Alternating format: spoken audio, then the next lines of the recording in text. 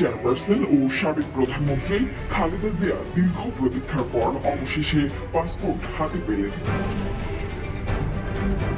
শেখ হাসিনা সরকারের পতনের পরপরই বন্দী অবস্থায় হাসপাতালে চিকিৎসাধীন খালেদা জিয়ার মুক্তির প্রক্রিয়া শুরু হয়।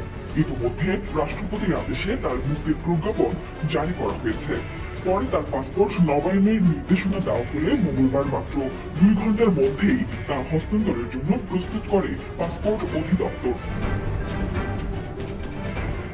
মঙ্গলবার দুপুরে দ্রুত গতিতে তার পাসপোর্ট নবায়নের সব প্রক্রিয়া সম্পন্ন হয়। পরে চিকিৎসাধীন বিএনপি নেত্রীর পক্ষে তার প্রতিনিধির কাছে নবায়নকৃত মেশিন ব্রিডেবল পাসপোর্ট হস্তান্তর করা হয়। তাকে সাধারণ নাগরিকদের ব্যবহৃত সবুজ রঙের পাসপোর্ট দেওয়া হয়েছে।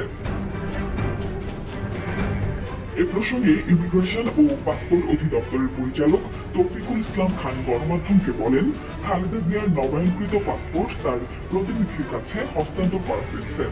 এ বিষয়ে উচ্চ পর্যায় থেকে নির্দেশনা আসে। মূলত এর পরপরই দ্রুততম সময়ে পাসপোর্ট প্রিন্টিং এর উদ্যোগ নেওয়া হয়। মঙ্গলবার বিকালেই তার পাসপোর্ট হস্তান্তর করা হয়।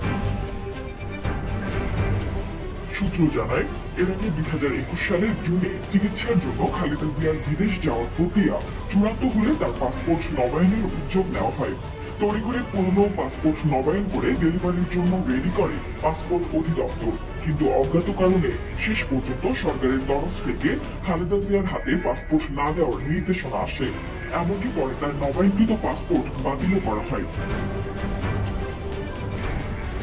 সংশ্লিষ্টরা বলছেন, পাসপোর্ট নবায়নের মধ্য দিয়ে আরেক দফা চিকিৎসার্থে খালেদা জিয়ার বিদেশ গমনের আলোচনা শুরু হলো।